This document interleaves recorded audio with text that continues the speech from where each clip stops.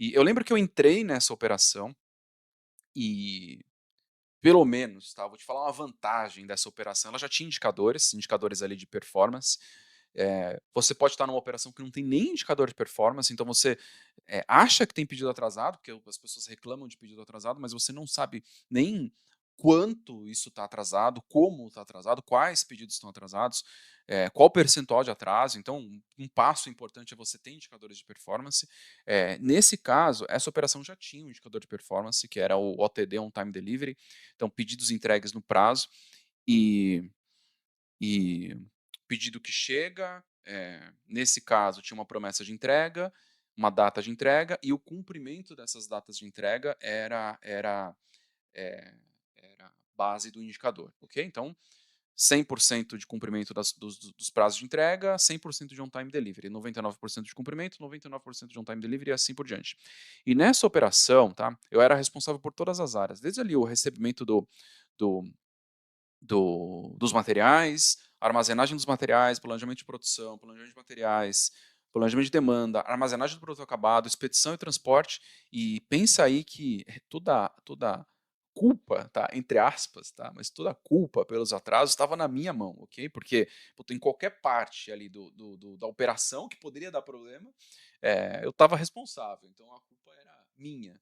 É, se tivesse algum problema. E culpa, entenda que culpa é uma palavra muito forte, porque não tem um culpado. Eu estou falando aqui do ponto de vista de dia a dia, que talvez isso aconteça aí, onde você trabalha, onde você está prestando algum serviço aí de consultoria.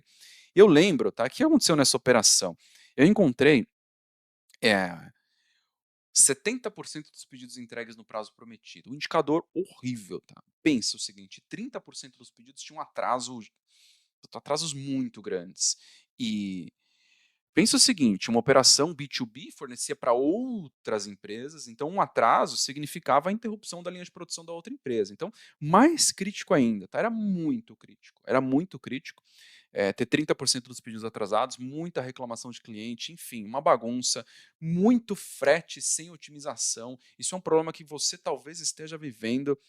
Frete sem otimização, mas o que é? E aí a pessoa responsável pelo transporte fica louca, né? Porque os pedidos não estão prontos para ela conseguir consolidar a carga, e aí acaba saindo frete sem otimização. O que é frete sem otimização? Pensa o seguinte: você tem aí uma empresa que distribui para o. Vou para o extremo, tá? Para o Brasil todo.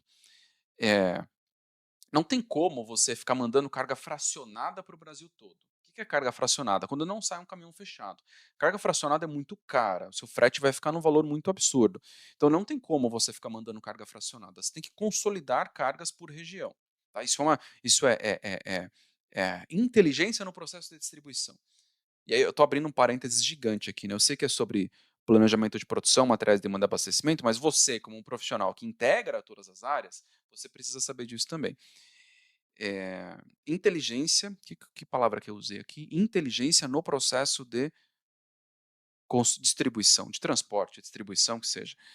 Isso tem que ter inteligência nesse processo, tem que ter inteligência desde a coleta ali do pedido na ponta.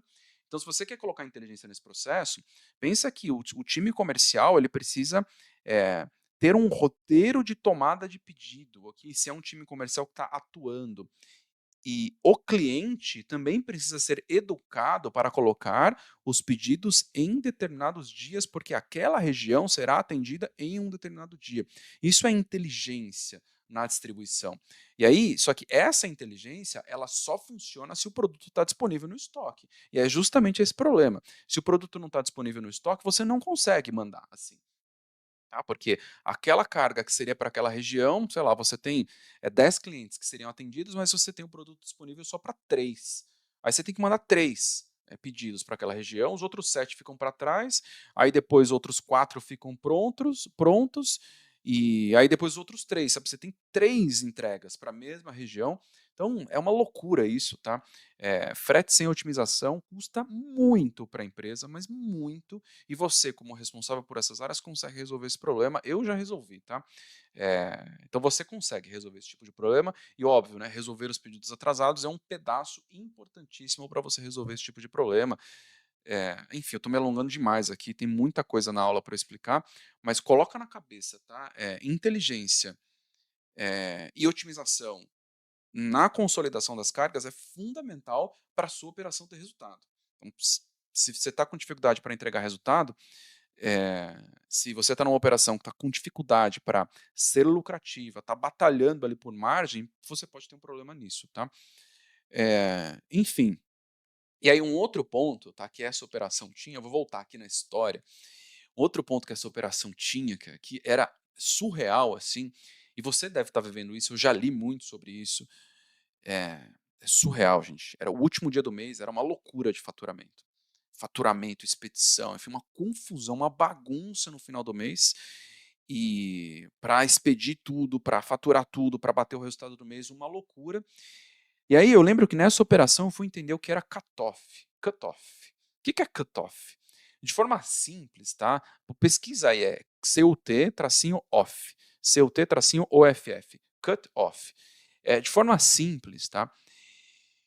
Dependendo da, eu vou falar de legislação, regra contábil, tá? Mais fácil usar regra contábil. Dependendo da regra contábil, que, na verdade, pela regra contábil, tá? Você só pode reconhecer o resultado no momento que o cliente reconheceu o recebimento. Ou seja, se eu estou faturando um pedido ali no último dia do mês e demora 5 dias para chegar no cliente, eu não posso reconhecer isso no meu resultado, ok? Essa é a regra de cutoff. Eu não posso reconhecer isso no meu resultado. Então não adiantava nada faturar no último dia do mês. Não adiantava nada, porque isso não ia ser reconhecido no resultado. E aí, encurtando a longa, isso você deve, talvez você esteja vivendo isso, tem muita operação que vive esse tipo de problema, tá? E aí, encurtando uma longa história, que eu estou explicando aqui, deixa eu tomar mais um cafezinho. Encurtando uma longa história, eu reorganizei todo o planejamento de produção. Aí, primeira ação, é, na verdade, primeiro diagnóstico, né? Tinha um problema de capacidade de produção, falta de capacidade. Ah, por que tinha falta de capacidade? Porque tinha muita troca de produto. Okay? Ah, porque tinha muita troca de produto, porque o tempo todo a operação, os responsáveis ali estavam correndo atrás dos pedidos atrasados, então quem gritava mais recebia o pedido primeiro. De forma simples era isso, enfim, era uma bagunça.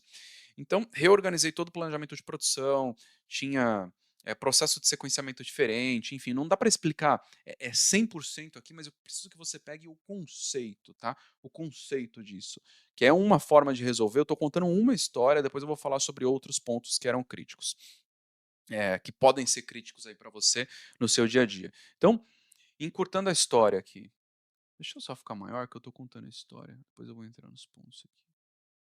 Fica maior aqui que fica melhor para você me ver aí. Então, encurtando a história, eu reorganizei todo o planejamento de produção. Primeira decisão, aumentar os lotes, porque eu consegui assim aumentar a capacidade de produção. Como eu falei, um dos problemas críticos era a capacidade de produção. Só que o que acontece quando você faz isso, tá? Se você aumenta os lotes, você deixa de atender outros pedidos. Então é uma decisão muito crítica. Mundo ideal é que você consiga fazer isso num período de ociosidade da produção. Então, onde você tenha espaço para fazer esse tipo de coisa, mas não dava tempo de fazer isso. Então, tomei uma decisão muito crítica. E aí, o que aconteceu, tá? Para eu aumentar a capacidade de produção, como eu falei, aumentei os lotes, só que isso, entenda que tem toda uma estratégia por trás. Qual lote você aumenta, por que você aumenta, como você faz isso, qual a previsão de demanda daquele item, enfim. Tem toda uma estrutura importante por trás.